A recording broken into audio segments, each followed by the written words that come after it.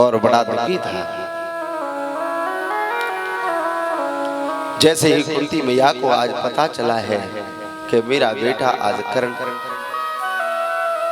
दुनिया छोड़ करके चला गया, ध्यान देना, रात्रि में मां कुंती चल करके आई है उस कुरुक्षेत्र की भूमि में। जैसे ही कुरुक्षेत्र की भूमि में चल करके आई, यहाँ तक राजा युधिष्ठिर भी रोज प्रतिदिन चल करके आते थे कि आज हमारी सेना से कौन सा वीर वीर गति को प्राप्त हुआ है। इधर युधिष्ठिर देख रहे थे और उधर कुंती मां अपने लाल को आज कर्ण का सिर लेकर के गोदी में रख करके रुदन कर रही थी। ध्यान देना, जैसे युधिष्ठिर चल करके आए हैं और युधिष्ठिर ने कहा कि मां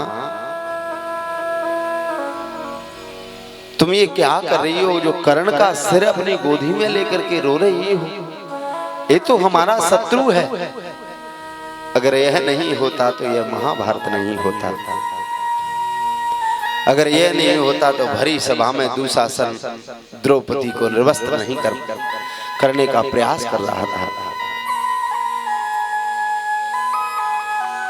भरी सभा में ना जाने द्रौपदी को कणका कह करके पुकारा है और इस शत्रु का सिर अपनी गोदी में लेकर के बैठी हो। आज ध्यान देना, मां कुंती ने कहा कि बेटा हे युधिष्ठिर, तुझे पता नहीं है ये बड़ा भाई तेरा ये कर्ण है। पूरा समाचार बताया है। तब मां कुंती ने कहा कि हे युधिष्ठिर, ये तेरा बड़ा भाई है, इसकी चरण धूलि तू लेकर के तू अपने मस्तिष्क पर लगा ले, तेरे संपूर्ण पाप नष्ट हो जाएंगे। उस समय युधिष्ठिर ने कहा कि मां, मैं जब भी देखता था कर्ण भाई के चरणों को तो मुझे ऐसा लगता था कि मेरी मां कुंती से इस कर्ण के चरण क्यों मिलते हैं। चरण मिलते थे। मैया अगर पहले ही तुम मुझे बता देती तो हम बड़े भाई के चरणों में बैठ करके सेवा करते और कभी युद्ध नहीं करते। पर मां, आपने बड़ी भूल कर दी है। ऐसा वीर भाई तुमने हमसे दूर चला गया है। मैं आज से संपूर्ण नारी जाति को श्राप देता हूं कि दिल में कोई बात रुकेगी नहीं। इसी प्रकार आज जैसे ही सत्यजित ने वह बात अपनी पत्नी से कही है और सारे समाचार द्वारका में फैल गया है और भगवान को झूठा कलंक प्राप्त हुआ है। झूठा कलंक भगवान को क्यों मिला है? गुरु जी से पूछा, गुरुदेव झूठा कलंक क्यों प्राप्त हुआ है? कहा कि भादों की चतुर्थी को गणेश जी का जन्म हुआ और गणेश जी का जन्म हुआ और गणेश जी जैसे ही बारिश का टाइम था थोड़े से चले और गणेश जी जैसे ही फिसल गए हैं और इनके फिसलने पर गिरने पर चंद्रमा हंसने लगा है। तब गणेश जी ने श्राप दे दिया कि आज से मैं श्राप देता हूँ, भादों की चतुर्थी को जो कोई भी देख लेगा तुझे तो झूठा कलंक प्राप्त होगा। प्रेम से कहो राधे राधे। तो भगवान ने भादों की चतुर्थी को चंदा को ऊपर नहीं देखा। एक गौ चारण करने के लिए जा रहे थे तो गाय के खुर में या बछड़े के खुर में, विष्णु पुराण में ऐसा लिखा है, बारिश का टाइम था, जल भर गया था, नीचे को गर्दन करके जा रहे थे और उस चंद्रमा को जैसे ही उस गड्ढे में देखा तो झूठा कलंक हो लग गया है।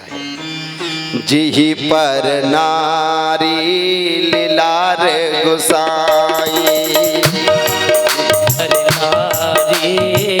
लीलार गोसाई, गजहु चौथ के चंद्र किनाई, गजहु चौथ के चंद्र किनाई, जिन पर नारे लीलार गोसाई, गजहु चौथ के चंद्र किनाई।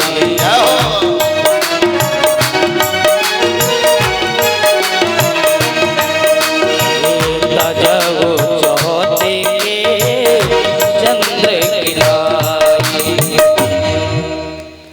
आज झूठा कलंक प्राप्त हुआ है। यहाँ बताया है कि कौन कौन व्यक्ति चंचल होना चाहिए और कौन नहीं चंचल होना चाहिए। कि हाथी चंचल हो सभा बीच कर तब दिखावे। अगर हाथी चंचल होगा तो सभा के बीच में बहुत बड़ा करतब दिखाएगा। कि हाथी चंचल हो सभा बीच कर तब दिखावे।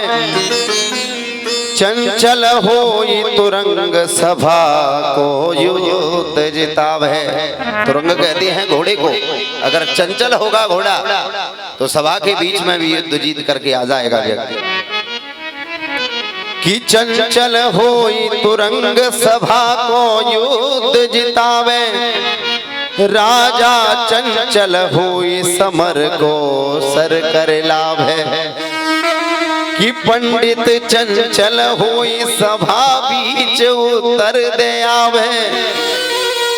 और ये चारों चंचल भले राजा पंडित गजतुरी। ओ कहत विक्रम सुन बेटा ये तो चंचल नारी बुरी। नारी के जीवन में चंचलता नहीं होनी चाहिए। प्रेम से कहो राधे राधे। आज जैसे ही झूठा कलंक मिला हुआ है प्रभु को, और प्रभु आज सुधर्मा सभा से निकल करके आज जंगल की तरफ गए हैं।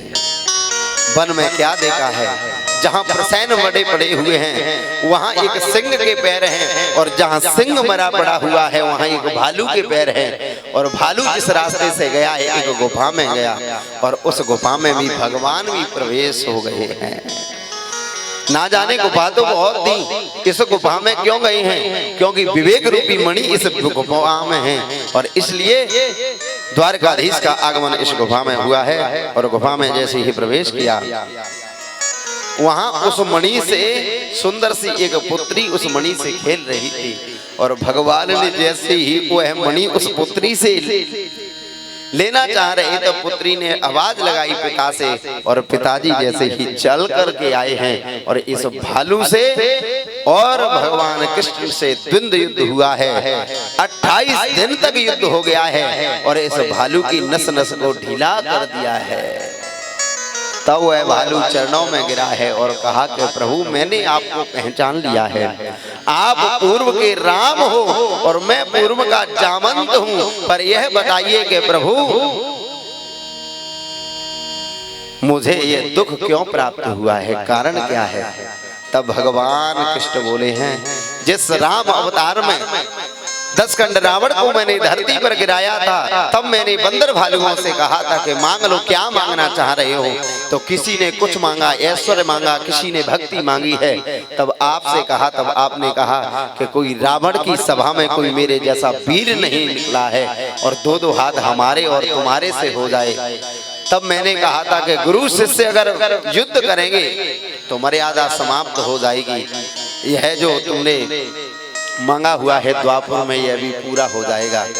कहने का मतलब है कि परमात्मा को जो भूल जाएगा और उसी को दुखों के तफेड़े प्राप्त होते हैं।